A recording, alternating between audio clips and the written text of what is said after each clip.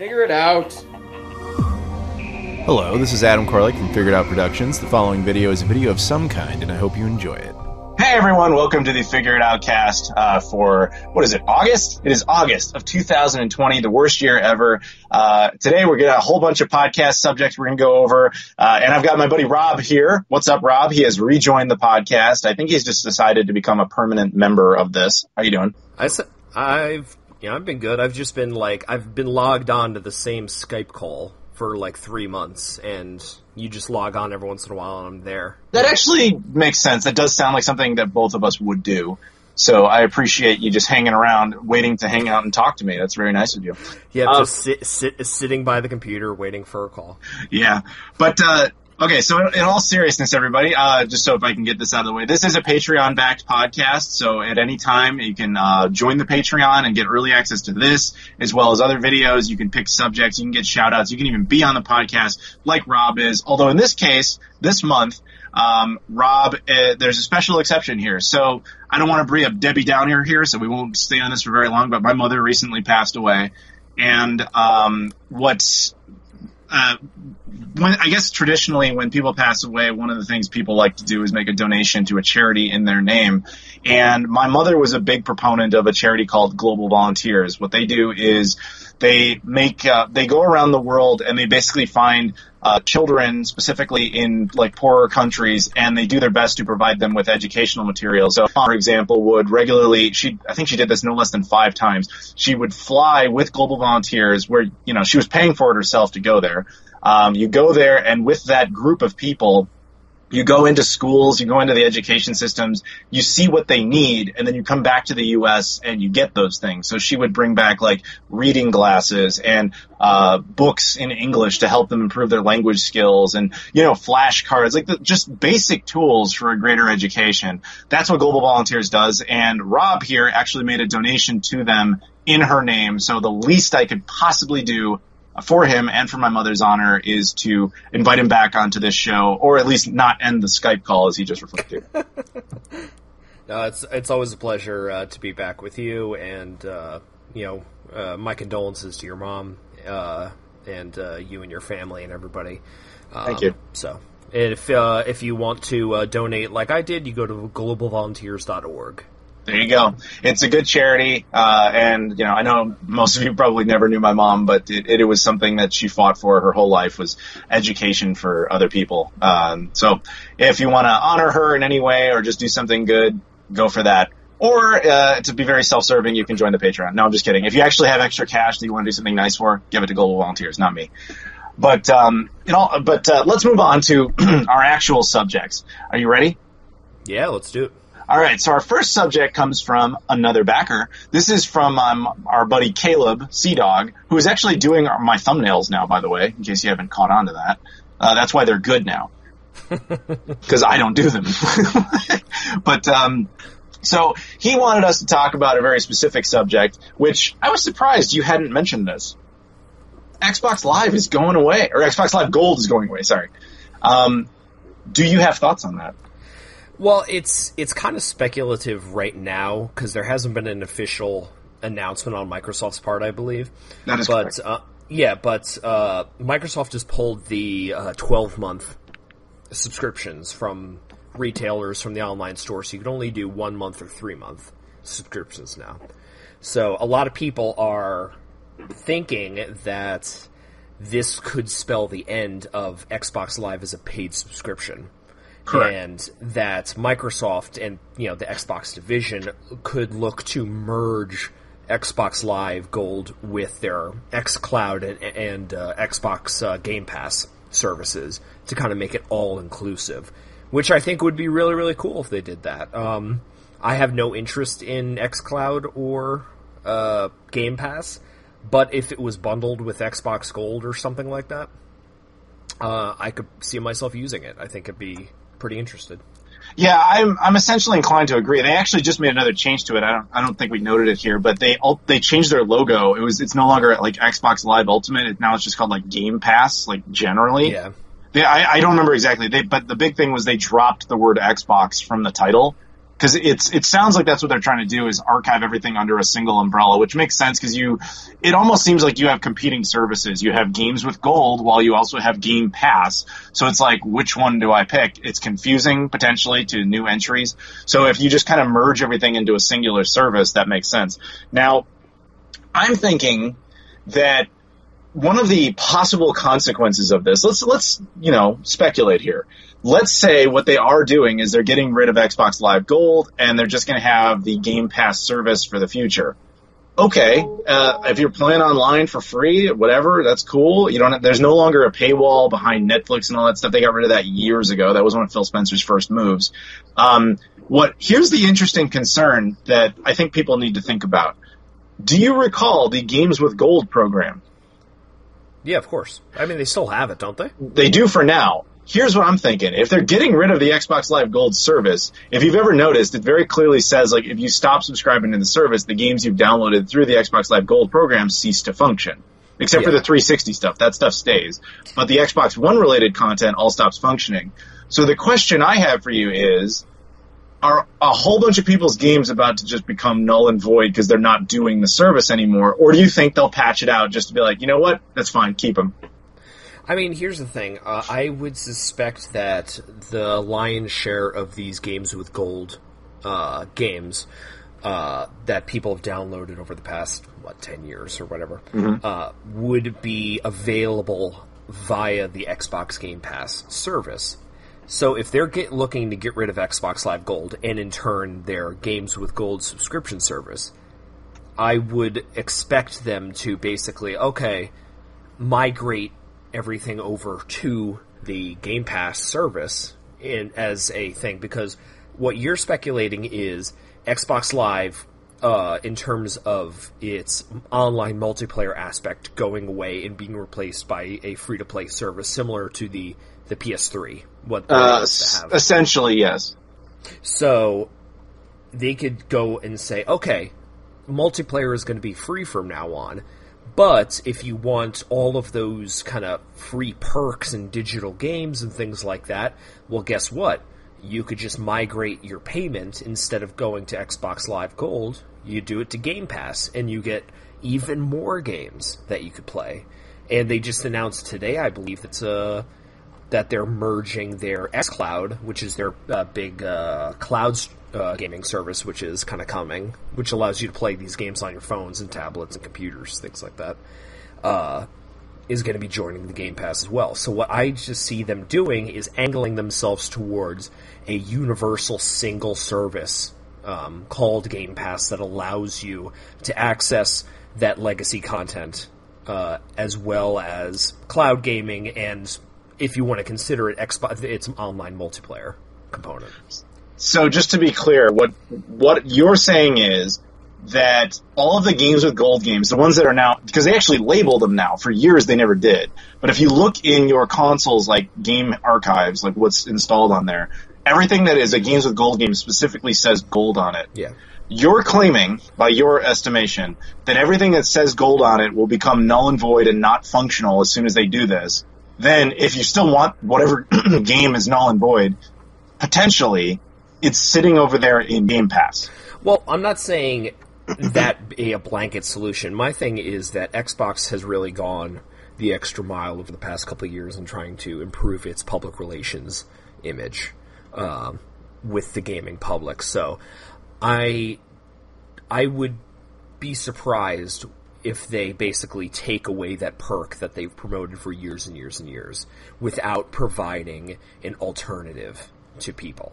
So, but that still doesn't really answer what I'm saying. What I'm saying is you have one of two options here. Either those games, when they end Xbox Live Gold, assuming that's really what's happening, either those games continue to function due to some sort of patch out, or they don't. Yeah. Where do you sit on that fence? The optimist in me would go that they would still function, and I would hope they would because, as I said, I think Microsoft has become a real gamers service. over the past couple of years and trying to improve their image with kind of hardcore gamers. So I would hope that they would take that into account, because a lot of people, including myself, have invested a lot of money over the past, however many years in Xbox Live. And while I don't necessarily take advantage of the games with gold service, I know a lot of people do. So, yeah, I'm inclined to think of there's three scenarios in my mind. So one is they simply patch them out as a thank you for having been so loyal to Xbox Live Gold, and we're going to those are now free to keep. They're not tied to a service anymore. I think that one is the optimist fantasy route, because the problem that that creates is then you have to be like, well, okay, can anyone sign up for Xbox Live Gold with a month-long card and then, just keep everything they've ever got? Or did they have to have done it for a certain amount of time? Or, what are the conditions there? So we don't know that. That could create all sorts of potential problems. But that's the angel idea. That's like the nice one. The bad one is where they say no, the service is over, so everything that was tied to it is just completely dead. Sorry, that's just how it is. I mean, they were free, effectively anyway. So you can argue that, but they were the ones constantly telling you you're paying for the service, and that's part of your payment. Yeah. This is one of the reasons I hate digital content, is stuff like this. But again, you were getting a service anyway, so whatever, fine. But you can make that argument, especially because they were allowing you to at least keep, if you want to call it keeping this, the 360 stuff digitally. So the downer side is they just say blanket, no, everything that was associated with gold is just dead. You can't use it anymore. And then the third option is kind of what you're talking about with the neutrality point, where they go, okay, those games still work, but no longer do they say gold on them. They now say Game Pass, and you have to be subscribed to Game Pass for them to still function. Yeah. Because, I'm sure there are exceptions to this rule, but I would assume that the lion's share of these games that were offered through Games with Gold are on Game Pass, because they're either published by Microsoft or something like that, or with a partner like Ubisoft or something that they have a strong relationship with. So I would expect those games to be on Game Pass anyway. So by encouraging people with the end of Xbox Live to migrate over to Game Pass with these games on there, I think it would be a smoother transition. Probably. I think that that's most likely what they'll do, is that there will be some sort of update that basically says okay, you're no longer an Xbox Live Gold member, but we're going to give you a free trial to Game Pass. All your games on Game Pass, or all your games that were Gold, are now called Game Pass, and they work. There are probably going to be exceptions in there. I think there was, I could be misremembering this, but I kind of remember there being a story about some game that was an Xbox Live Gold game that actually got pulled years later. So it's not re-downloadable, but I don't remember that offhand, so I'm not going to say that definitely occurred. But it's, how digital stuff works, man. There's always a possibility of a couple we don't have that right anymore, we can't do that one, that sort of stuff. Plus, Game Pass stuff doesn't stay there forever, it just doesn't. Yeah. They take stuff off of that too. So it'll be interesting to see how that plays out, but I'm hoping to make a smoother transition. They're just look, we love giving away games. We don't even seem to really care about how much money we spend on this damn platform. So what we're going to do is just every game that was an Xbox Live Gold game, if you were a Gold member when you had it, congratulations, you just digitally have it now. Or just unlock it and it's over. That would be nice. I hope they do that, because if you did that as a blanket thing, anybody who had Xbox Live Gold, who downloaded an Xbox Live Gold game at that time, fine, it's just theirs. That would be by far the most charitable version, super cool. And that would be the version everybody's like, dude, thanks Xbox, especially going into the next generation, thinking you could digitally bring those games over to your Xbox Series X. That would also be a huge selling point. The only part of it that hurts them, other than perhaps the finances of it, is the value of Game Pass at that point. But if Microsoft has done anything, they've proven they're totally willing to hurt their own value to compete with themselves. Yeah. Hey, let's have this physical version of the Xbox Series X that can do all this, but we're also probably going to do a digital one that's way cheaper. We're going to have our own dedicated game console. We're also going to completely support Windows gaming at the exact same time. We don't want exclusives. Everything that was exclusive, we're going to put on other platforms. Even stuff we own, we'll throw it onto PS4 and Nintendo Switch. It's what are you doing? They're constantly competing with themselves. So I wouldn't be that surprised, honestly, if they were like, yeah, it'll hurt Game Pass, but who cares? It's fine, because whatever. Well, I mean, I don't want to kind of open up another whole other kind of subtopic, but, I do want to touch upon that, I think it was this week, Microsoft, or Phil Spencer, specifically, when answering a question about the possibility of Game Pass appearing on other platforms, namely the Switch and the PS4, which has been speculated for a while that Microsoft would transition from a console to a service like Steam, that a lot of people were expecting that to eventually happen, and he shot that down pretty quickly. And, them kind of competing with themselves and even removing the name Xbox from the Game Pass would appear, were it not for that statement by Phil Spencer, that they were angling to start doing that, putting Game Pass or xCloud on a Nintendo Switch, on a PS4, because they're like, hey, these games are going to be there anyway. We could still secure a subscription payment from these players every month, or yearly or whatever, even if they're not on a Microsoft console. So, yeah, I mean, again, that's interesting. I don't know if I believe him, because it is also something you would say that if you were about to launch a new console, that's probably exactly what you would say.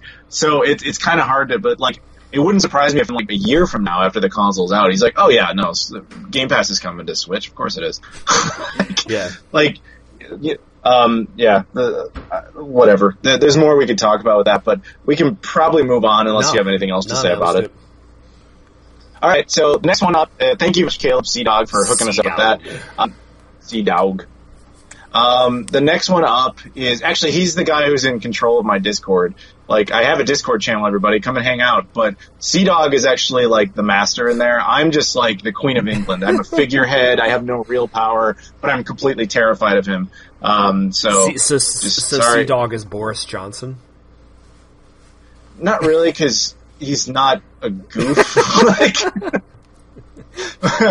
but no, he's the joke is that he has like all the real power in there. Yeah. But nobody has any real power in there. It's just a Discord. It's whatever. But if you want to join the Discord, come on in, hang out. But anyway, thank you again for that. So we'll move on to the next subject, which will probably be a brief one because it's very one-sided. We're going to talk very briefly about that Xbox presentation they had not too long ago that had just like trailers and stuff. So I'm going to have to say this is almost entirely Rob talking about this because it happened on the day of my mom's funeral. And to be honest with you, I have not gone back and looked because everyone says it's like the stupidest thing ever. So I don't even really know what happened. Yeah, I mean, as you mentioned, we'll keep it brief just to kind of touch upon it. But on the 23rd, Microsoft had an Xbox game showcase where they finally were starting to show some of their first-party games that will be launching on the Series X as well as the Xbox One in the next couple months. Excuse me. So yeah, it was kind of underwhelming if you were hoping for that big AAA sizzle reel that Nintendo and Sony have been doing over the past, couple years or whatever. There was definitely some big AAA titles, namely Halo Infinite, which is kind of the big launch title for the Series X, as well as the announcement of a new Fable. Interestingly enough, I know you might be fascinated about this. There was a announcement of a new game from the creators of Sonic and Knights, Yuji Naka and Naoto Oshima, with a new game called Balan Wonderworld. Kind of looks like a platformer, kind of old school RPG kind of thing. So, I mean, there were some interesting things, but I think a lot of people were hoping for a little bit more, including myself. I mean, I was a little bit underwhelmed. I'm a huge fan of Halo, but, a lot of the reception to the game has been very critical of the graphics. Roughly so. It's not the best looking game, but, as long as it plays well, that's about me. But yeah, so Microsoft did this thing and disappointed some people, so who knows? The only thing I've really seen of it is like the memes of that big ape thing that came of it. Brute, Adam. I know you don't play Halo, but it's a brute. Yeah, well, I look at it as like a stupid ape thing, man. I don't know. Did you see that Phil Spencer says like he loves the memes and he wants to adopt that guy as the new mascot for Xbox? It's like, dude, I mean, it wouldn't be that much of a spin-off. I mean, Master Chief already is. It's the same franchise. It's kind of like Sega coming out and being like, you know what? Knuckles is our future. But, yeah, no, it's funny. Okay, that's fine. What was the other thing that I heard about that? Oh, there was like that big quote about how we probably won't have Xbox Series X exclusives until like, a few years from now. And everybody's like, cool, can't wait. But I mean, that's pretty par for the course anyway. A lot of that happened on the PS4 to the PS3 to the PS4 and Xbox 360 to the Xbox One. It's a lot of those big titles, aside from kind of some of the tentpole launch games, were on both consoles. You had your Wolfenstein on previous gen and current gen. You had Grand Theft Auto 5. You had all of the big Call of Duties and things like that. So it's not necessarily a new concept, but what Microsoft is trying to aim to do with some of these games is create a shared ecosystem between the Xbox One, the Series X, and their PC platform, whether that be cross-play, things like that. So I could see them angling themselves to do more of that by just saying, hey, you know what, Halo Infinite, that's going to be played best on your Series X when it comes out as a launch title, but it'll also be available on Xbox One for people that don't want to be an early adopter, but still want to play with our brand new free online gaming service, things like that. So, because they did announce that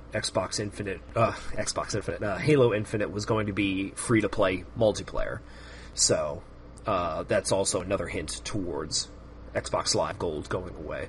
So, I think that's just what they're angling themselves to do, is just a shared ecosystem.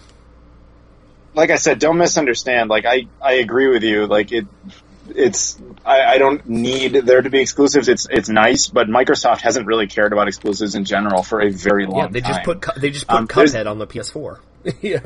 Yeah. There's only a handful of games Microsoft is responsible for on the Xbox One that are actually exclusive to that platform. Like, they abandoned the concept 6 years ago. Like, it has not been a priority for them for a very long time. So that in no way is surprising. But there's something else you said that I wanted to jump on there. It's just further evidence of Microsoft competing with themselves. They love to do that. So, it just circles right back around. It's fine. It's like, we don't need exclusives. We'll literally give them away and put them on our competition and our other competition, which is us. So it's like, okay, that's fine. I don't even care. Just make good games, make good time. It's fine. Yep. Because Halo Infinite, right? That's not even really going to be exclusive because it's going to be available at least on PC. I think they said it's going to be on Xbox One as well. Oh, there you go. So, it's not even... That's the other thing that's strange is, again, we're competing with ourselves. All of our next-gen great experiences, you can also get on our generation. You're like, okay, why am I buying this? No, but you see, you used the key word there, generation. You speculated for a long time now that the end of console generations as we know it is kind of upon us.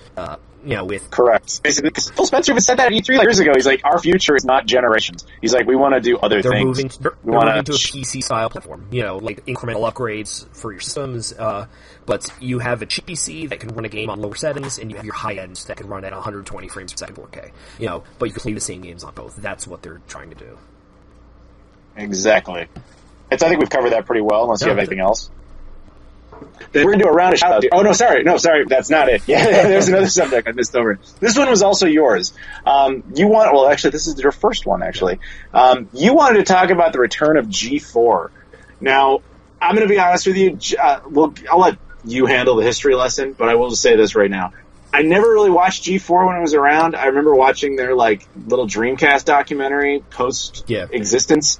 But that's about it, so I'll let you handle this one. So, for your history lesson for today, G4 was a television channel back in the early to mid-2000s, cable channel that was specifically video game related. From their earliest things, I remember when they first launched the channel, they actually had a Pong marathon. It was like a Let's Play of Pong that went on for 24 hours. It was very early MTV styling, kind of inmates running the asylum, lots of gamers. All of the shows were video game centric. You had a show about cheats and walkthroughs for games. You had a great show called Icons, which is what you referred to about the Dreamcast documentary, which told the story of various aspects of video game history. And as somebody who teaches video game history, those early documentaries were huge in my formative years. But their biggest shows were, well, long story short, they merged with another channel called Tech TV, which was more of a tech-centric channel. And their two biggest shows were a variety tech talk show called Attack of the Show, and a video game specific show that did reviews, previews, kind of gameplay, things like that, called X-Play. And those were the two big kind of tentpole franchises, and those shows, as well as the channel itself, were a launching pad for a lot of people and personalities that we now know in the gaming community and outside it. Jeff Keighley was who created the Video Game Awards. He was on that channel. Morgan Webb, who works for like Bonfire Studios, and she worked for Blizzard for a while.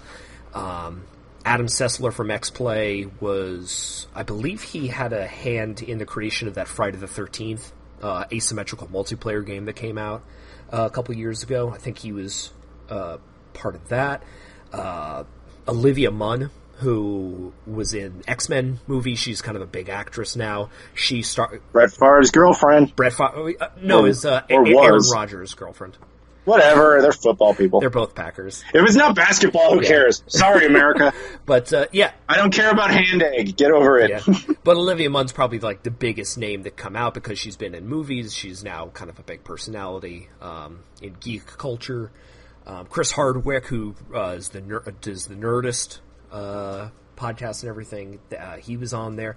So, I mean, that's basically the point, is like this channel was, I want to say very popular, but it was important to myself and a lot of gamers back in the day, because it was almost like, and I'm not a YouTuber, but obviously you are, and am I? I don't know. At least you fancy yourself as one. Thank you.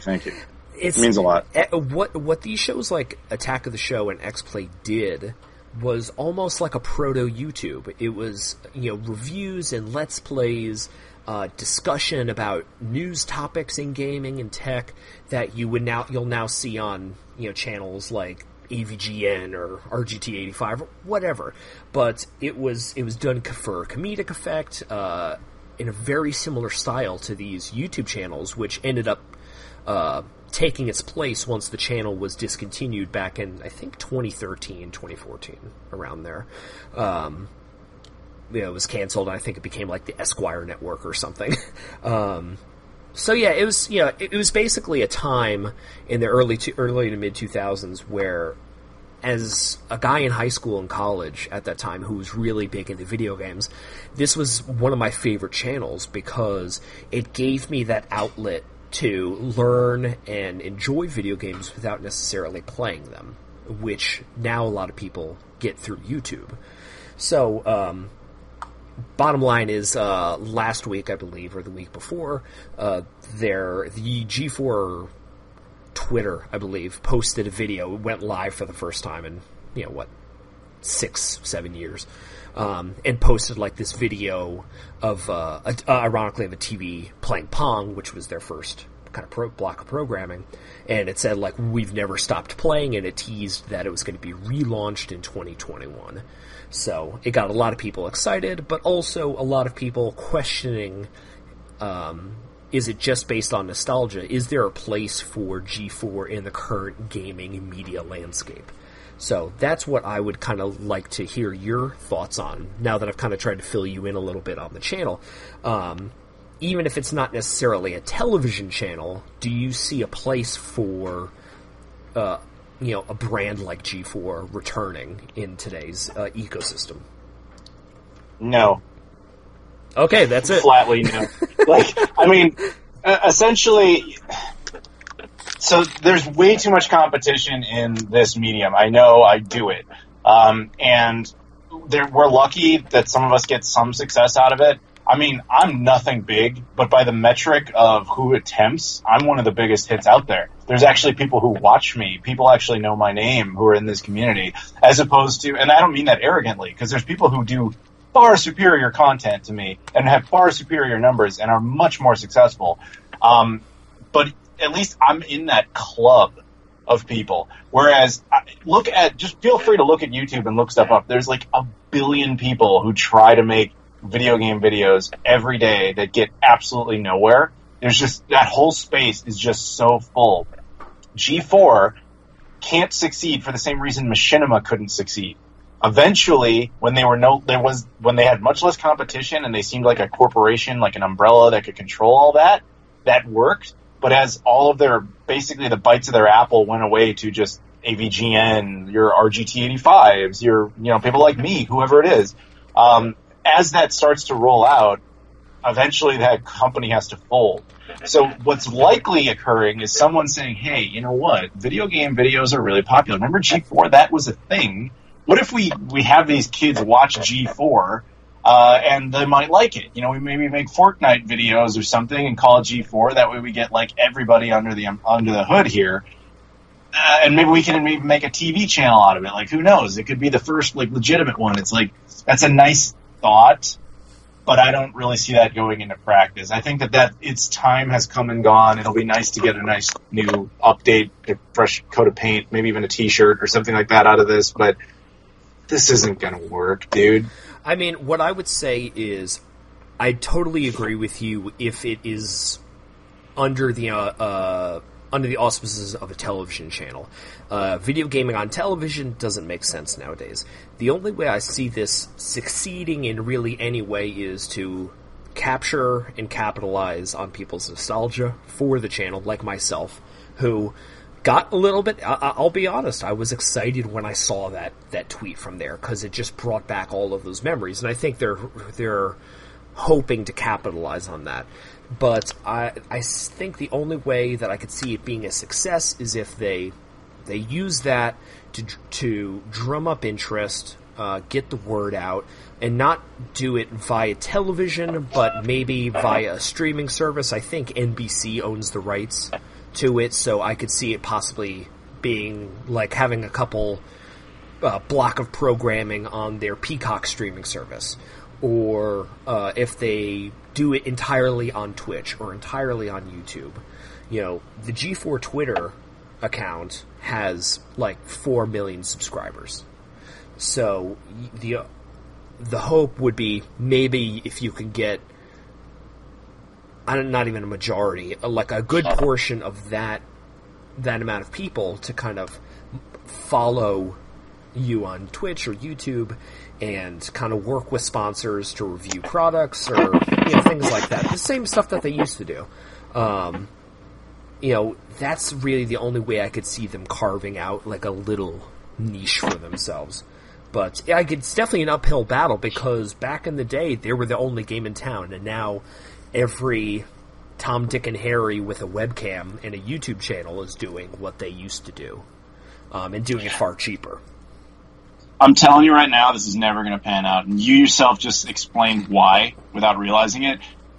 If NBC owns this and it goes through Peacock, that alone kills it. The only shot it would have had is to attach itself to a successful streaming service as like the dedicated video game channel. And even then, from a production standpoint, you have a lot of issues, because you essentially need to make extremely well-produced, high-budget content that includes probably all sorts of cameos. Like, cause what are they going to offer as a production as far as actual content that people can't get for free on YouTube elsewhere? So in order to do that, you have to have like, we're going to do the entire history of like, kind of a Norm the Gaming Historian type of video, but rather than when Norm just does recreations of interviews, you actually get those real people. You fly all over the world just to make that video, and you get all that stuff, and it becomes this unbelievable documentary series. Think of like the toys that made us on Netflix, but the video games that made us on Peacock. But right there is where it dies, because Peacock is a free service, at least there's a premium version, but even the free version launched, did you see this? $12 1% of Disney Plus's numbers. Yeah. It was a substantial failure. And if it's tied to that, there's no way. The whole G4 thing could have functioned as a sub-channel within, I could see Disney Plus where it could actually work. It might have even worked if you just kind of rebranded the toys that made us into the video games that made us, calling it like G4 presents the video games that made us. You would have had that for it and put it on Netflix. Those are your only two real options. Everyone else, and this includes HBO Max, all the others, everyone else who's trying to do streaming services, I promise you, will not work out. There's no way. They just don't have the content. They don't have the pull. They don't have enough reason for anybody to subscribe to them, especially when everybody goes into it knowing eventually those things will fail and they will put them on Netflix or Disney Plus. Yeah. The only reason Disney Plus can even compete is because it's literally Disney and they own way too many big popular things. There's nothing NBC owns like that people can't acquire in other places or that make them want to sign up entirely for a subscription. Like even The Office, you're like, oh, that's great. It's an awesome show. But it's like out in every platform already. Yeah. Like, Seinfeld and, what else? Friends. Parks and Recreation, all that stuff is on other But again, those are all split across multiple platforms. You can get them on HBO Max. You can get them on Netflix. Like, what is the point of Peacock? And that's not the point of this discussion. It's about G4. But my point is, if it's condemned to live on Peacock, it will die. Yeah.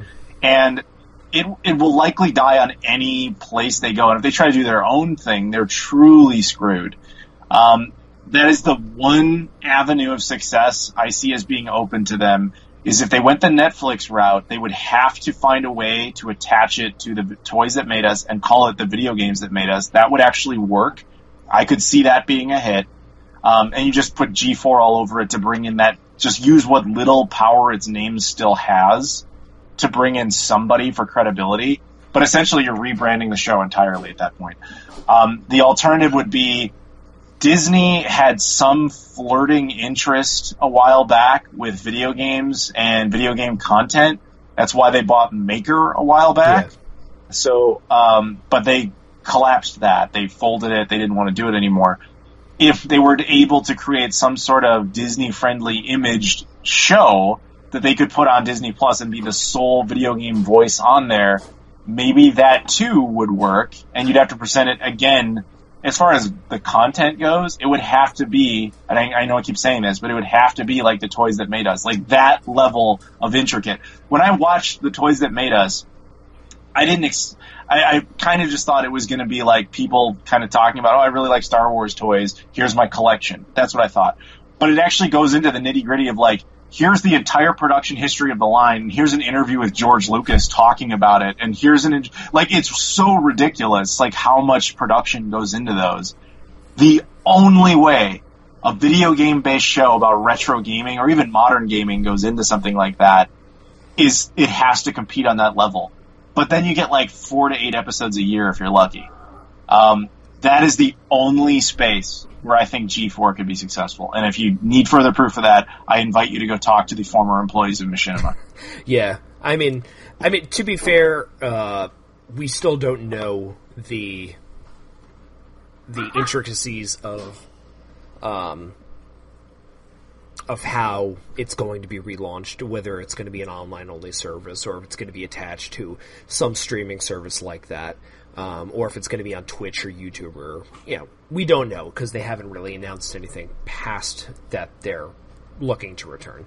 So I agree with you that I think they would need to be latched on to a successful service and kind of have their own little umbrella of content.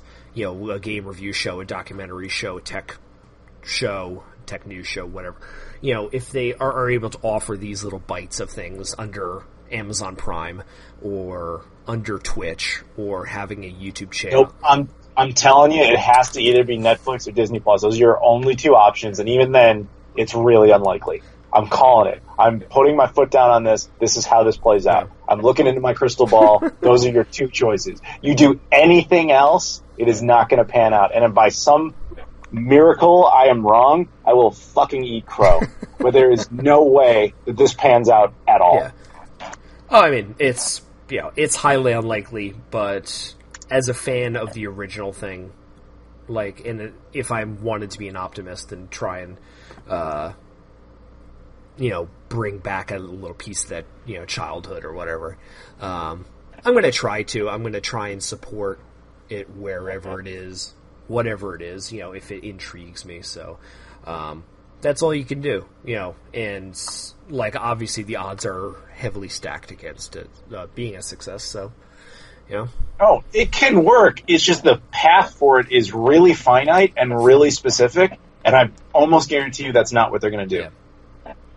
So that's my thoughts on that. Sorry to be a pessimist, everyone, but I'm telling you, watch it all unfold. Well, a year from now, that whole the whole Return G4 thing didn't really play out. Yep. Yeah, obviously.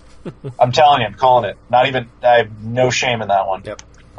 You got on this? You have no shame in anything, Adam.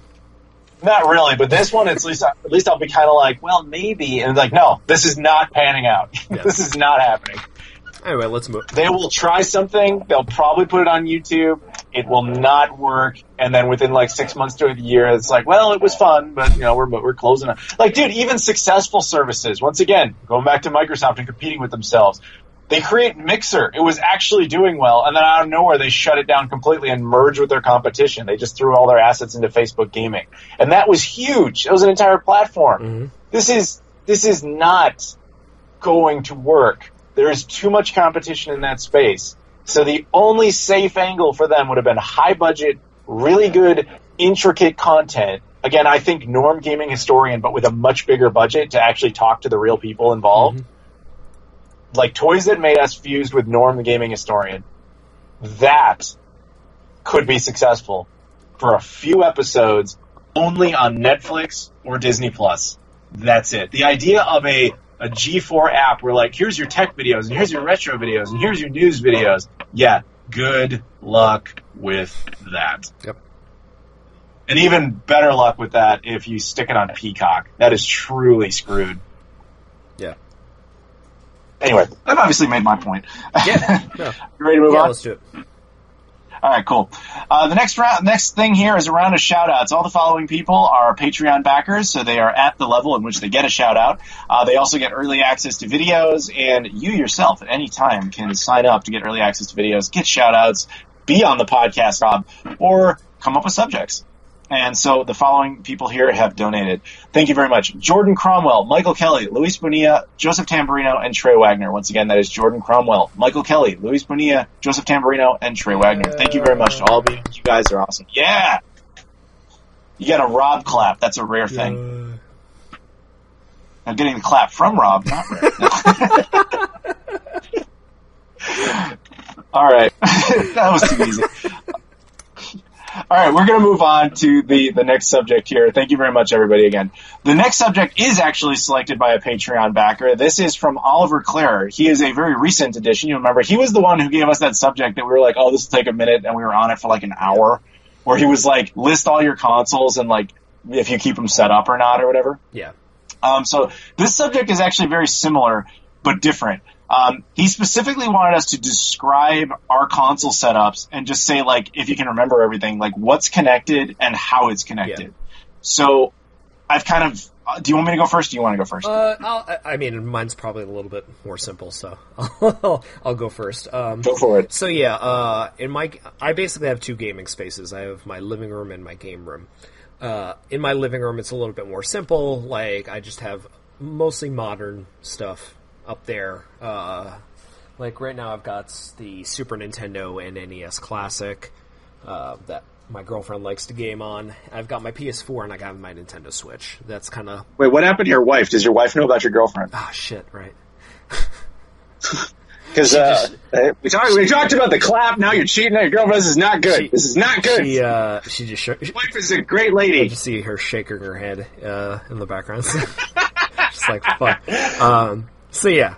Sorry. Yeah, so it's upstairs in my living room, and that's kind of where I do some gaming, casual stuff. My game room itself, though, so yeah, I basically have I like to have all of my consoles hooked up at a moment's notice. I don't want to have to start fishing around for cables and bring things over to the TV and plug them in and shit.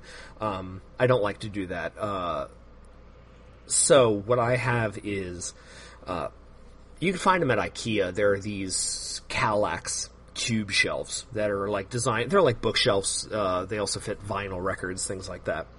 So I have like two of these 2x4 shelves that I put some melamine backing on, and I have all of my consoles. Each one of the cubes has a different console in it. And I have them all going through HDMI, through various means into my TCL 4K television. So, so I have a PS3 backwards compatible model running HDMI. I have a OG Xbox with a pound cable HDMI, Dreamcast with a Bahar Bros. Akura box HDMI, GameCube, a Japanese region modded GameCube, running HDMI through the Eon GC HD. I've got a Sega Saturn with... Okay, now this is a little bit interesting, because I used your channel and other channels like My Life in Gaming as a reference on how to get the best video quality out of these consoles, and that's where I learned about things like RGB SCART, the FrameMeister, all that stuff. And I used for the longest time for my RGB SCART consoles, I used a open source scan converter OSSC through a SCART switch running my Atari Jaguar, my Sega Saturn, my JVC XI, and my RGB modded N64. And it worked great, but in the past couple months I've just seen myself trying to streamline my my setup, in hopes of, like, maybe not necessarily getting better video quality, but just less clutter and things like that.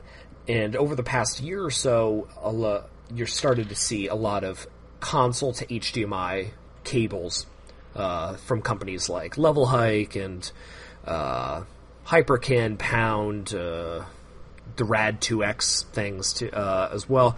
So I've started to sacrifice video quality just in terms of a slightly more streamlined setup. So I've got the Eon Super 64 now running through my N64 instead of an RGB SCART cable. I've got the Sega Saturn with the Level Hike, and I have the Atari Jaguar going through a RetroTink instead.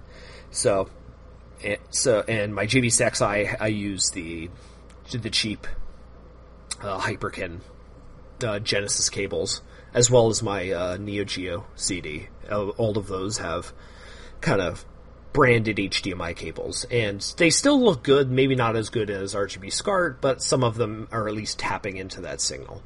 The rest of the consoles are all kind of HDMI based, whether that's the Switch, the Xbox One X, Wii U, Xbox 360. I have a Retron 77, which I use as my Atari 2600, and I think that's about it. The other consoles that I have set up, like down there, are RF consoles that I don't keep hooked up, but are easy enough to just kind of screw in to my TV, and kind of consoles with their own screens, and that's regarding the Vectrex and Virtual Boy. So that's kind of my current setup.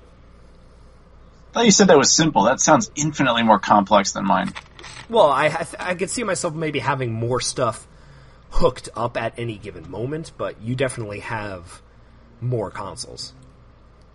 Oh, yeah, but... Okay, so I'm not looking at mine. I can't see them from this particular angle, so I'm going to have to operate off of memory here. So I wasn't planning to describe the furniture, but I guess we'll be doing that. So I have this, like, cabinet thing that's actually two pieces of wood that is kind of like a big Tetris thing. Like, one is an L, that's like the big part of the L is on the ground, and then it just kind of goes up on the left side. And then the other L, it's the same piece of furniture, but flipped upside down, so the big part of it. And the idea is you can push them all together and basically make a big rectangle, or you can separate them and create little pockets throughout where you can put stuff in. That's kind of the piece of furniture, right? So I set it up in such a way where it was a little detached, so there's a little extra space on each end. So I have the Sega Genesis, Sega CD 32X all up connected at once with a single power supply, and it runs through RGB SCART to a SCART switch. We'll stop there for a second. I have a Sega Saturn that is running via RGB SCART to a SCART switch. I have the Atari Jaguar and Atari Jaguar CD connected, mutual power supply, again, connected to the RGB SCART switch. I have a Neo Geo AES and Neo Geo CD connected together. They share the same cabling, so one is always connected and one is not. It doesn't really matter which. You can just swap them out. The RGB SCART switch, guess where it goes? Into the RGB. Well, the RGB cable goes into the RGB SCART switch. And then the power supply is a more universal power supply that I got, so it uses like a figure 8 one or whatever. So that's that. I also have a Super Nintendo that Junior that is RGB modded. Guess where it goes? And then the next to it is the Nintendo 64, also RGB modded. Then it has a 64 DD connected, and those two share the same cable. So I just hot swap between them. The idea was the SCART switch has 5 inputs and 1 output, so you have to max it at 5 inputs. So the N64 and the SNES can share. The Neo Geo AES and Neo Geo CD can share. So that's essentially 4 or 5 if you include the 64 DD that are sharing 2 ports. The Genesis Sega CD 32X is essentially 3 sharing 1 port. The Saturn is one that just has its own dedicated port. And then, what did I say? So it's AES, the Jaguar, the Nintendo stuff, and then both of the Sega stuff, right? So Sega Saturn, Sega Genesis, SNES/N64, Neo Geo AES, and Atari Jaguar. Okay, so that covers all 5 ports, right?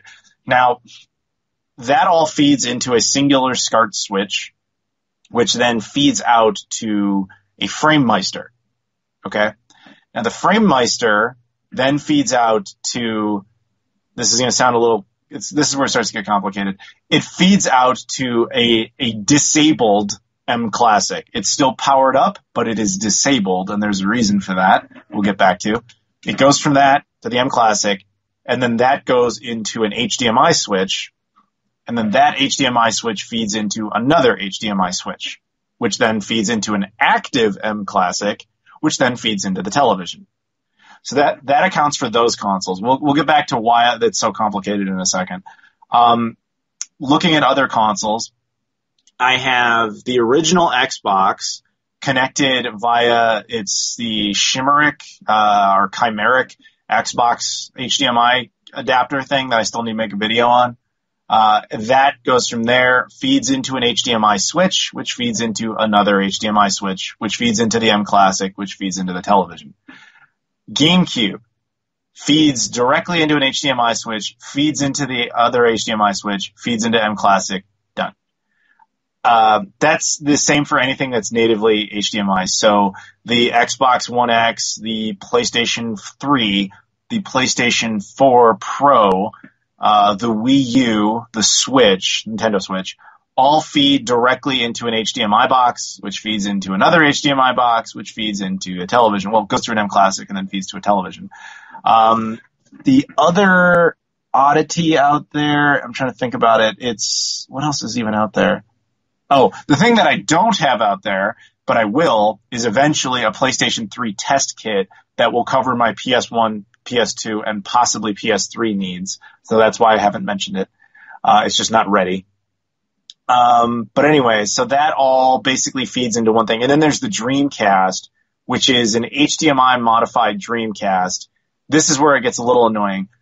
The HDMI Dreamcast feeds out to an HDMI switch, which features, once again, to a disabled M Classic, which then feeds to an HDMI switch, which feeds to an active M Classic, which feeds to a television.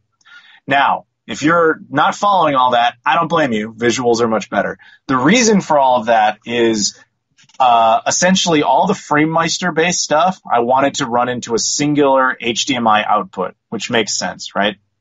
The problem is when you go from the Genesis to a SCART switch to a FrameMeister to an HDMI box to another HDMI box to an M Classic to a television, the signal strength starts to get a little weaker, which will result in like black flickering on the television. I discovered there's a solution to this, which is the M Classic. If you put it after the FrameMeister but turn it off, it doesn't do anything other than enhance the signal strength, which allows it enough energy to get to the second M Classic to do all the work on it and then get it to the television. And I'm sure you're like, oh, damn, like how bad is the latency? It's really not a thing. It's fine. 'Cause you're using the best toys to do that. But then other devices like the Dreamcast, as it turns out, the Dreamcast HDMI mod does not provide enough power to run it through an HDMI switch. It just doesn't. It was designed to run it directly into a television. Even a single HDMI switch can cause problems. So what I discovered is, once again, if you connect a disabled M Classic after it, that will give it enough strength to get through a chain and get it to a television without flickering. That's why, so I have a total of 3 M Classics, 2 are off, 1 is on at the end of the chain doing all the processing. But the ultimate goal was to take whatever this is, like 15 consoles, and have them all function on a single HDMI port on my television. Now you see, that is, basically that whole kind of hullabaloo is why I kind of dedicated myself to at least trying to streamline my setup, possibly at the cost of video quality, marginally, but just for my own sanity.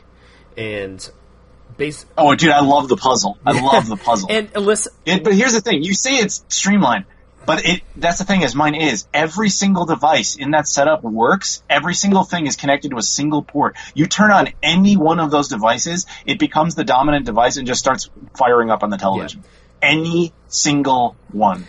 Yeah, I totally understand that, but the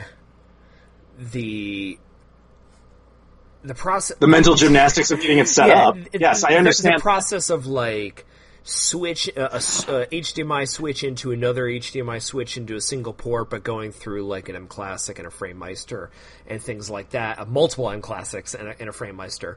The only console that I have running directly into my TV is my Xbox One X, because I have a high quality 4K HDMI cable and I just wanted it straight in. No muss, no fuss. My TV has 4 HDMI ports because it's one of the newer models, and 2 of the ports are using a 8-to-1 HDMI switch. So I have 2 of those, so supports up to 16 consoles via the HDMI switch. And then I have 1 just open HDMI on my TV in case I need to plug something in nice and quick. But that's kind of what I wanted to avoid from my previous setup, where I had the OSSC with a SCART switch that fed 3 consoles into a single port.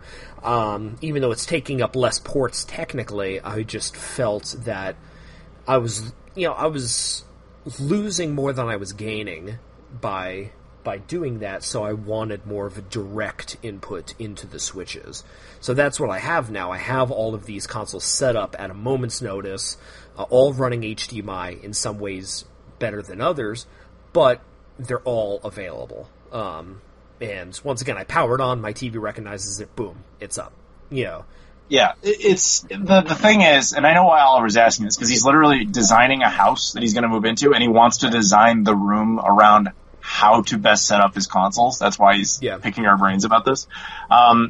The thing is, it's always going to be complicated if you want to do it correctly. So, like, I know a lot of people out there are like, why don't you just plug the yellow cables in and just play it? It's like, that's not how you do it. Yeah. That's just the wrong answer. There's a lot of things you have to do if you want a lot of consoles set up at once, assuming that's your goal. To a lot of people, that's irrelevant. But Like, even to me, like, I have consoles I don't ever keep set. Like, why would I set up the Casio Loopy? Like, there's no reason. But to point out something you said too, like, my TV has 3 HDMI inputs. One is dedicated for this purpose. One is solely dedicated. There's a PC in the other room that I have to use occasionally as an additional monitor for, like, other purposes. So I just leave that there. And then there's an open port for any sort of hot swap need, generally, which comes down to recording footage type of thing. That's there, but as a spare for something that you need to do on the fly, just like you. But that basically meant I had to funnel every single thing through a single port. Because HDMI is a little like SCART in that it's a finicky format despite it being good, so it can break relatively easily. So it's best not to connect and disconnect constantly. So you can make any of these setups work with the best stuff. The problem is the amount of investment that goes into getting that infrastructure. You have to get the best of these type of cables and the best of this type of switch box and the best of this type of converter and all that sort of stuff before it'll ever work. Because it's the way I describe it to people is like a lot of people who don't know much about this area will say like, oh, I'm just, I don't want to get all that stuff. I'm just going to take like, sometimes they'll even call it this. Like, I'll get the yellow cable to AV converter or HDMI converter. Like, there are crappy ass composite to HDMI converters out there that people can buy for like $10 or whatever. And they're like, oh, it worked. I plugged it into this. Now I plug it into the HDMI and it works. It's like, yes, you'll get a signal, but it's shit. You shouldn't be doing that. It's your budget. You do whatever you want, but you shouldn't do that for the actual gameplay experience. It's disgusting. But, people will do that, and a lot of the time it's not because it's convenient. It's actually because they just don't know any better. I'll see people do this all the time. They're like, I want the best thing, so what I got is the yellow cables, and I plug them into this, and now I have the HDMI. Is this the best thing? It's like, no, it's not at all. Here's what you should be doing. So to liken that for people, to put it into perspective, is cables in a system, like the way that both Rob and I have just described, is a little like you're making an omelet. And that's great. The omelet could be big, it could be awesome, it could have all this great stuff in it. But if you make it with rotten eggs, that's as good as it's going to get, is it's going to be rotten. It's essentially a link in a chain, and the chain is only as strong as the rusty, broken link, which is the composite cables. So if you can't just say, I'm going to use composite and then use like converters after that, because that doesn't fix it. You're making an omelet with rotten eggs. It won't be good. So you have to like start at the source and go from the best point from there and just keep using the best pieces until it reaches the television. Because if any one of those things is not good, it breaks the entire chain.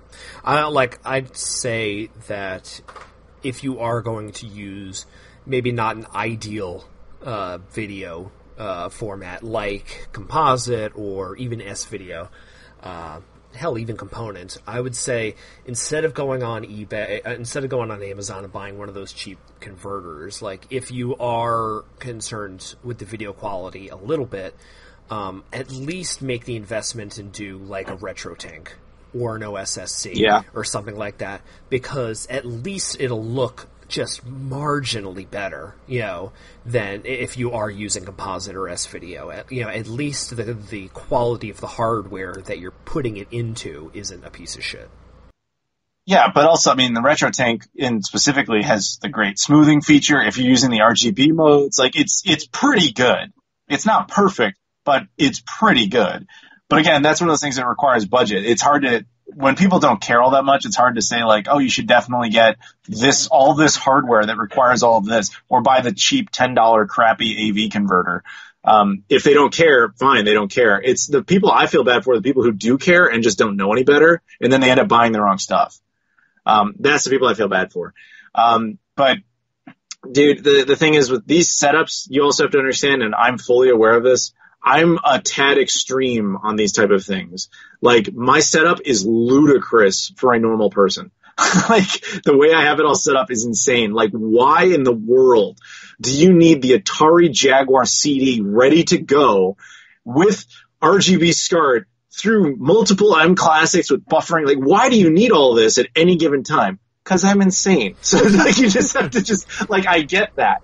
But my goal isn't to tell you, like, here's the best consoles and here's everything you should do. If my goal is to be like, here's what I did and here's why it works, whether or not you do it or not is up to you, but this is what you should do if you care. But that's the big part. If you care. And the truth is, most people don't, and that's fine. And that's where I find myself now, is just kind of reckoning with my own, I guess, level of insanity. When I see, when I saw your comparison videos, like, and a lot of people have been doing them, like comparing a Sega Saturn or Sega Genesis running through a FrameMeister with RGB or with the HD Retrovision cable, some of these high-end things, versus the generic Hyperkin, pound level hike cable, HDMI cable. And I'm like sitting there looking at these videos, and obviously YouTube's compressed and things like that, but I just got to the point where I'm like, is it worth the extra headache for me personally? Is it worth the extra investment to kind of keep this expensive infrastructure kind of set up? Or would I be fine with a slight downgrade in maybe colors or sharpness or something like that, but it still looks good? And that's where I kind of am now, and why I've disassembled and tried to streamline my setup, is because while I consider myself a pretty insane collector, that I have all of these consoles set up at a moment's notice, like the Atari Jaguar, like you mentioned, I just found myself wondering if I'm that insane to keep this whole setup running and kind of expanding on it. So that's where I am now. Yeah, so our opinions on that slightly vary, because I'm with you and then I'm totally against you at the exact same time. Like, on the one hand, it's your choice. As long as you're happy with it, honestly, that's all that matters.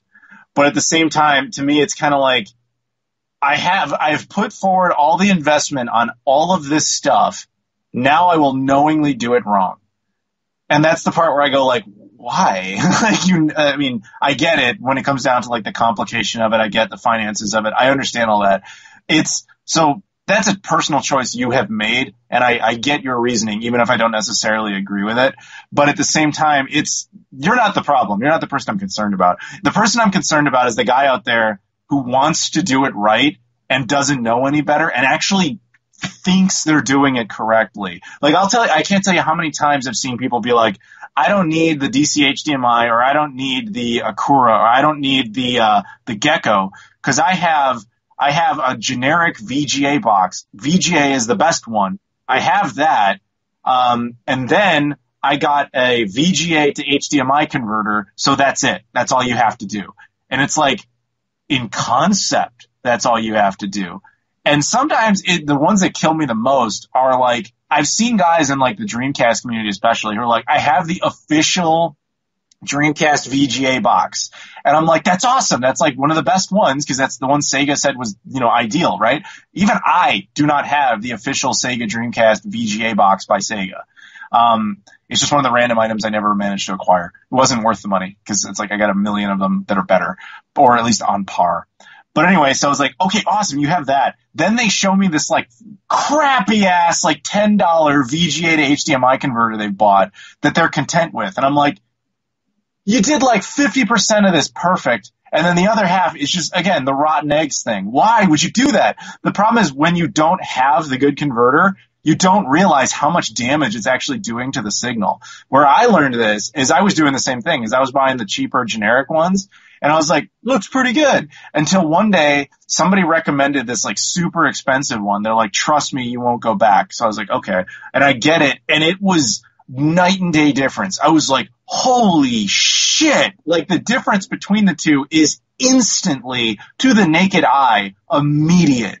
And that was before things like the M Classic were coming in to do additional improvements. And I'm just like, that's what kills me the most, is people who actually think they're doing it correctly and don't realize they're screwing it up by putting in rotten eggs into that omelet.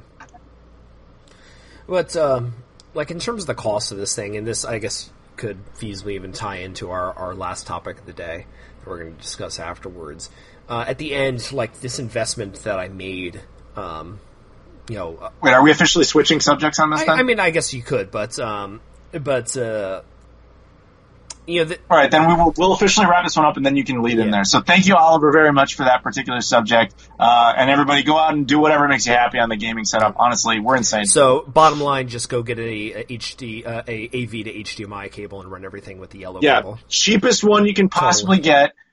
Make sure you only use composite exclusively, and it's best to actually remove one of the audio cables so that it only comes in through mono, because that's much more convenient, because it's only 2 cables instead of 1.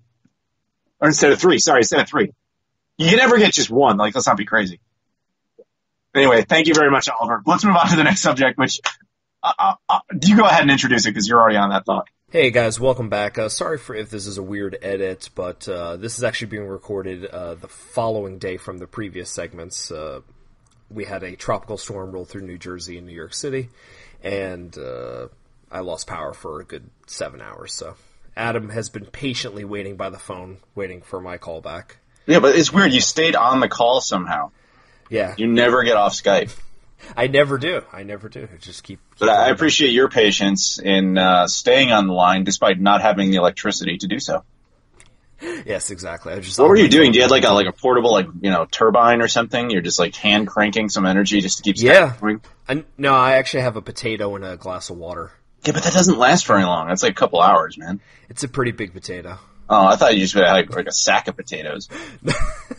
Just a continuous stream of potatoes. Hey, man. Anyway, before this goes off the rails even further, so we were about to start the last subject of the podcast, which was... The timing there was pretty good, by the way. Like, we had a clean break, and then the power went down. Yeah. Well, your power went down. I live somewhere civil, so that didn't happen. Yeah, exactly. And you're the one with the tornado warning. Which we've never had in the entire history of the city. Yep. Yeah, count your blessings. Right. Yeah, thank you. So you want to introduce the next topic, or No. Literally, the last thing I said before that before that whole thing happened was, "All right, Rob, take it away. Bring up the next subject." Yeah, and I'm gonna stick to that. It has to be you. Yeah, that was previous me's wishes. Sorry. Yeah. So the last subject we're going to discuss today is also kind of related to the continuing global bastard that shall not be named. So any kind of video game collector right now, if you go online, especially on resale sites like Facebook Marketplace or eBay or whatever, you'll start to notice that the prices of video games since lockdown started have just skyrocketed. Mostly in that 5th, 6th generation of games. So your PlayStations, your Dreamcasts, your GameCubes, things like that. And I wanted to discuss the temptation with, the threat of, financial ruin at everybody's feet right now. The temptation that collectors have to deal with of selling parts of their collection, either because they need the money to survive, or simply because the prices are just so damn high right now, and you hope to make a buck. So, Adam, you want to take it away? This is kind of a hard one, because I completely see... First of all, my question is, if everybody's, worried about financial ruin, and that they are, who are the people that are buying all this stuff? Well, the way I see it is that even though people are worried about their finances at the moment, there's also still a large part of the population that's locked down with absolutely nothing to do in their house. Sure. And I think that combined with people of age now who grew up with these 5th and 6th generation consoles wanting to, as you always mention, rebuy their childhood. Yeah. So I think it's kind of a perfect storm of both of those aspects. GameCube, Dreamcast, PlayStation 2, those systems are just so hot right now, but also the threat of financial ruin. Yeah, it's an interesting proposition. It's not one that I think I personally would embark on. I think in my case, I don't really like to get rid of any aspect of my collection. At least I don't at this stage of my life. Maybe I will regret that decision in a few years, who knows. But as of now, I wouldn't personally do it. However, I do have a bunch of extra stuff where I'm not really sure what to do with it. It probably would be worth my time to look into that if I wasn't dealing with all the things I am dealing with in my personal life regarding my mother and her state and all that sort of junk. But under normal circumstances, that would probably be something I would entertain, just to get rid of some stuff I don't need while I could make a buck off of it. But the idea of like, well, man, my Wii U collection's worth like a ton of money right now. Maybe I should just purge it. I would just sit there and be like, well, wait a minute. Now I need to go buy the Wii U collection again. Because like that bug is not gone for me.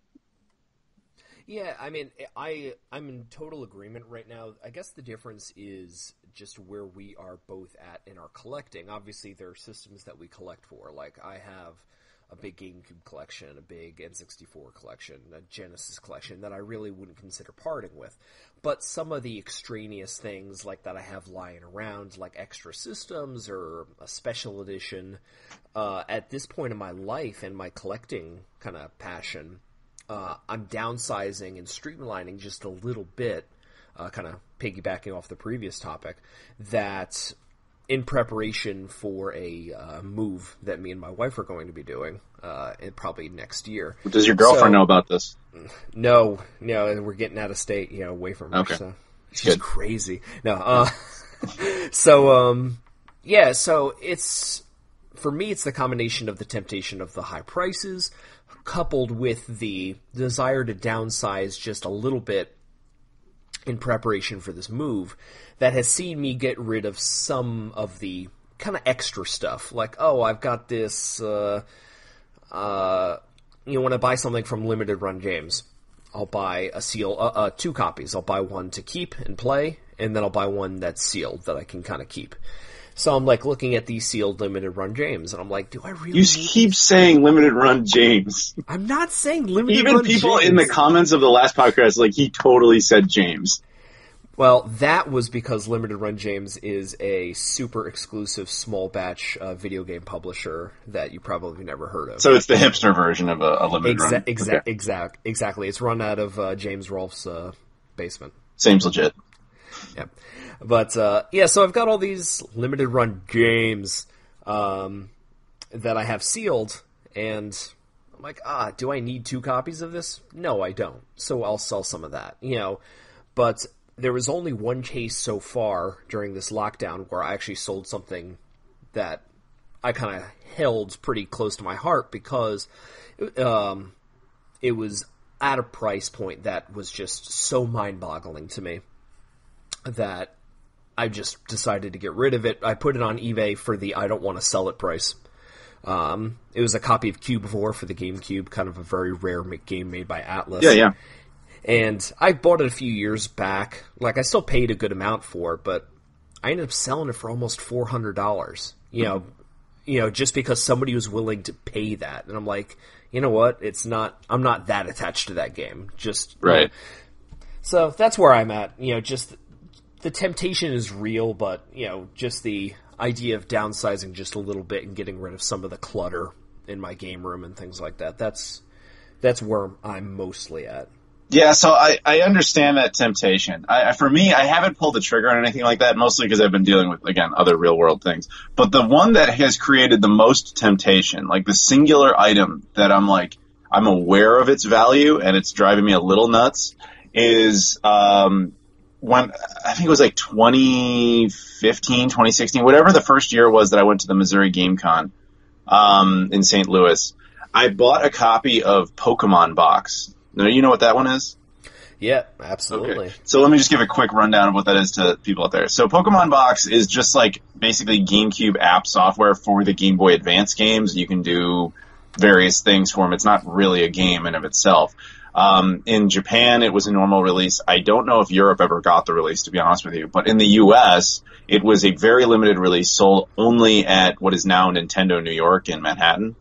And it was very few copies were produced. And this dude had it at the Missouri Game Con with the box. The box, like the outer box, is not in the best of shape, but the fact that it even had it was very rare. Did it have the red and blue memory card? Yes, it has the memory card. The whole thing, yeah, it's all complete. It's just the only flaw with it is the actual physical box, which is, again, I even have it. It's just not in the best of shape. That's the only real flaw. So I got a message from one of the dudes who runs the Missouri Game Con a couple months ago when all this started, and he just sends me the current eBay listings for it, even without the box, and he was like, sell it now. Because, like, I bought it for a couple $100 or whatever, and it's worth, like, thousands of dollars now. Yep. And I'm just like, that is tempting. Like, because, I mean, you're not a big fan of Pokemon in the first not at place. all. No. And then this isn't even a game. It's literally a storage, like, app for Pokemon for games that you're never going to play. I agree with you. And so here's where I come with the dilemma. Because obviously there's that financial incentive, you know, to be like, oh, wow, that'd be cool. I could certainly use a couple extra grand, whatever. But at the same time, I look back and I go, like, the collector in me is not dead yet. So I would be like, I'm still actually working on my GameCube collection. So all I would have to do is add it right back to the list of things I need to get later.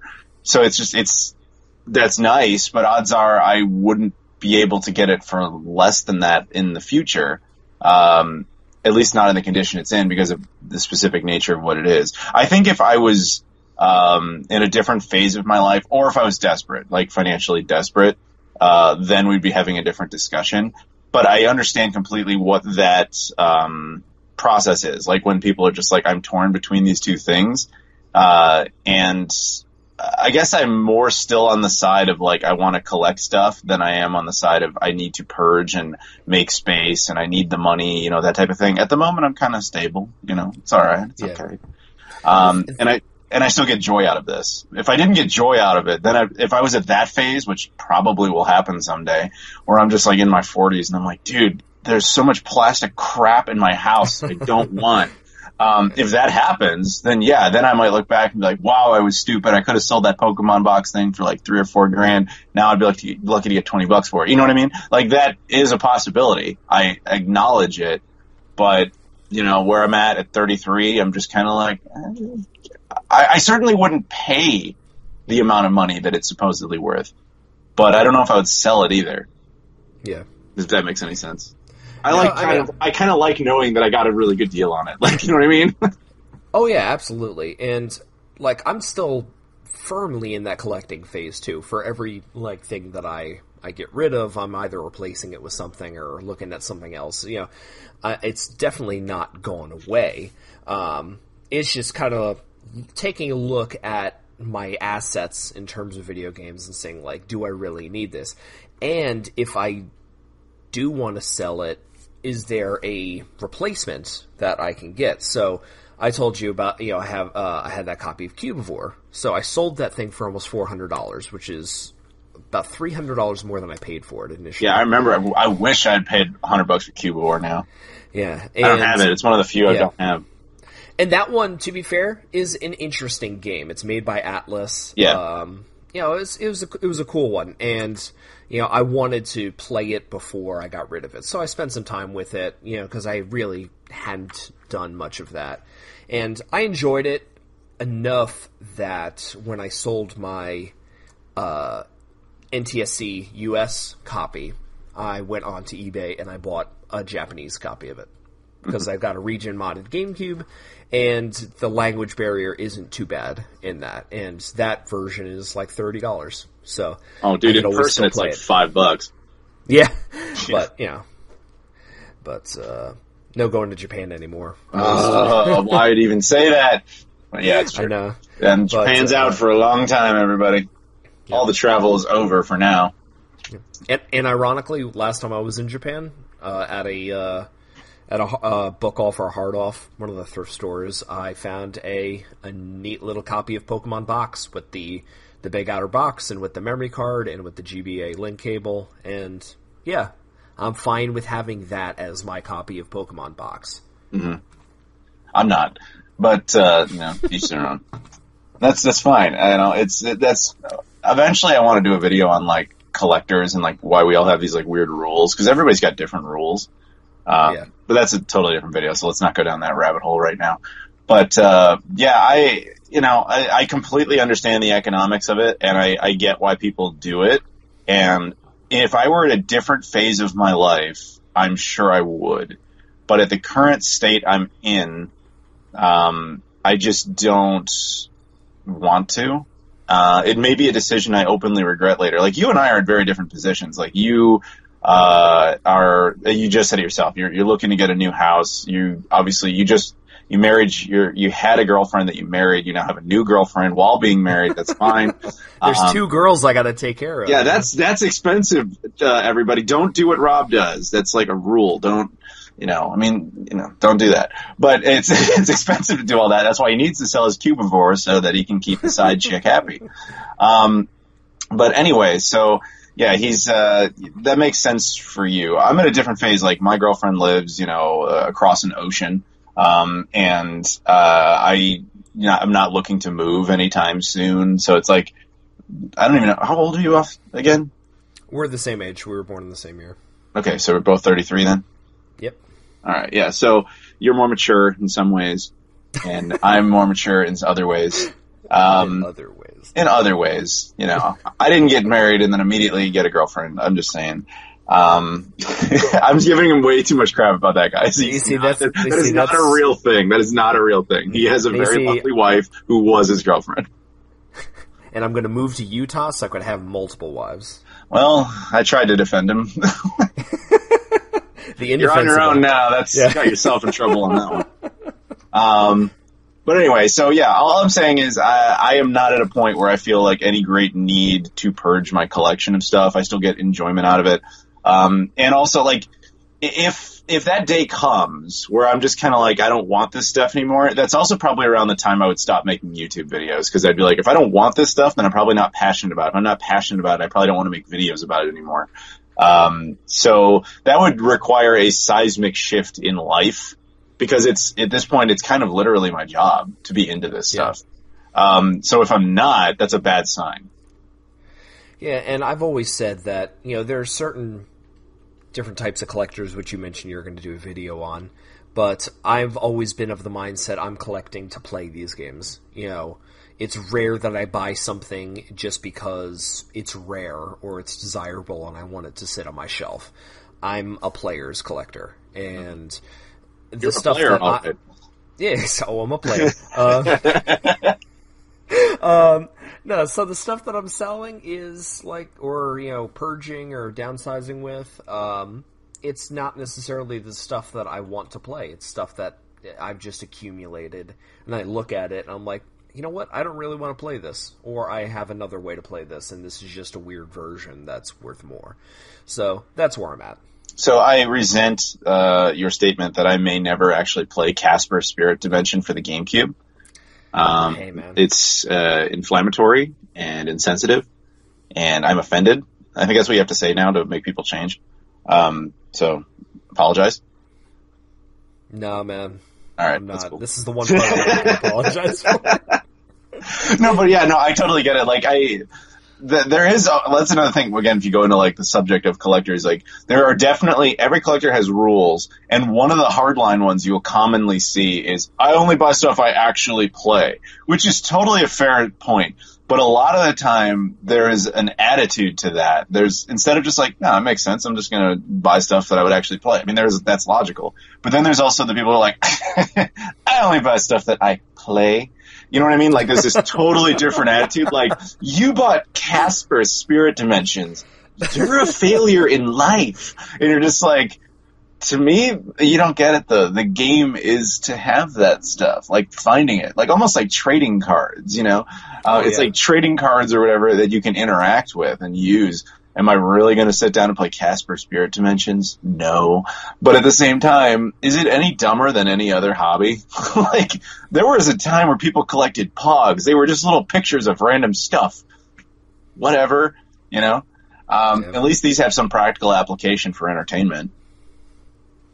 Yeah, it's, this isn't necessarily Beanie Babies or a Funko Pop thing where it's just, literally just clutter that's going to do anything for your life. It's these games, it's we get enjoyment out of them, we get entertainment out of them, we get the thrill of collecting them in the first place, and I know a lot of people that have collected maybe almost an entire NES set or a bunch of stuff, and have sold it because, the money's really good, and then what do? They go right back and start again because it's the thrill of the hunt. It's not necessarily having it. It's kind of what I would like to call a multi-bite of the apple hobby, because you get the thrill of the collecting, you get the playing aspect of it, you have the potential resale aspect of it, you kind of have the enjoyment of just the ownership of it, you get to enjoy the artwork of it. Like, there's multiple phases of collecting video games, whereas buying, as you put it, Beanie Babies is really just a one-time thing, because you can find it, and that's fun. But then you can't really play with it. It doesn't really do anything. It's kind of, honestly, Beanie Babies were like crappy little plushies. They weren't really that good. You couldn't really do anything with them. I mean, maybe you can have a little kid might enjoy them briefly, but that's about it. And then they have no resale value. Potentially, you can display them if you're really into them. But as far as I know, the whole concept of Beanie Babies as a collector's market thing is very, very dead. Oh, yeah. But it's an ebb and flow. Like, I've always said that after the world is laid waste in the apocalypse, the people that are surviving are going to be using Funko Pops as fucking currency, because they're fucking everywhere. Yeah. They're pointless, and there's a million of them. So, it's... That's just to add slightly on one thing I was talking about for a second. When I was talking about multi bites of the apple, the other thing is, like, depending on who you are. I mean, I'm kind of one of them. You can even make a career out of your hobby. Like, obviously, who's the biggest YouTuber in the world? Is it still PewDiePie? Like, he plays video games. Like, he buys something, or in most cases probably gets it for free, and he's just playing it. So it's like you can literally make a revenue stream out of your hobby. So that's obviously rare, but my point is that video games open up, a video game collection has multiple aspects of entertainment and purpose, whereas not every hobby has that. I don't know why we're shifting into this particular area of discussion, as I'm assuming most people would agree with it, but, the idea of selling it when I don't want to, even when the prices are good, I would have to have a very good reason beyond, I guess my wallet would be thicker, when there's nothing I'm even really looking to buy with it other than potentially to replace what I just sold. You know what I mean? Yeah. That's just that's because of the phase of life I'm at right now. Maybe in a couple of years I'm like, wow, that was a dumb move. Like, I could sure use that money now, but I'm not there right now. Yeah. Life's a learning experience. Don't think about today until tomorrow. Yeah. Life's a series of regrets, and then you die. Yep. That's it. Moral of the story, sell your shit to me and Adam. Yeah, for nothing, by the way. Like, we'll take it for free. If anything, pay us. Pay us to take your crap. Yep. So anything else on this particular subject? Nah, man, let's kill it. We are going to kill it. We're going to get it done here. All right. Well, thank you very much, Rob, for joining me on this podcast. Thank you, everybody, for listening. I want to give shout outs again to Oliver Clare and Caleb Seadog for giving us subjects as well and being Patreon backers at that level. Also, a quick round of shout outs again to those backers: Jordan Cromwell, Michael Kelly, Luis Bonilla, Joseph Tamburino, and Trey Wagner, as well as all the other backers who get early access to this, and just you guys for listening at any stage of when you're listening to this. But again, if you want to get early access to this or any of the other videos, or again, even beyond this, go ahead and check out the Patreon. It's there's a link in the description. Anything else, Rob? No, always a pleasure, Adam. Hope to do it again sometime soon. I'm not a YouTuber, but if you want to stay in touch and say hello, I'm on Instagram at Grappadora_gaming. And, yeah. You might have to spell that. GRAPPADORA_gaming. It's stapler in Spanish, but, yeah, what are you going to do? Do you even speak Spanish? No. I see. It's just... it's a character from Angry Beavers, that old Nickelodeon show. Sí, ¿dónde está la biblioteca? Sí. I just asked you where the library is. That's the common joke in American Spanish. Is for some reason, everyone learns that sentence, which is, I don't understand why they taught all of us how to ask where a library is. I've never needed to know that in English, but whatever. But you know. Yeah. And as always, all my social media stuff's in the description. There's the Twitter, Instagram, obviously YouTube, but you're already here for that. Facebook, right? Do we care about pushing Facebook anymore? Or is that kind of dead now? Who cares? Anyway, thank you everybody for that, and we'll see you all later. Peace.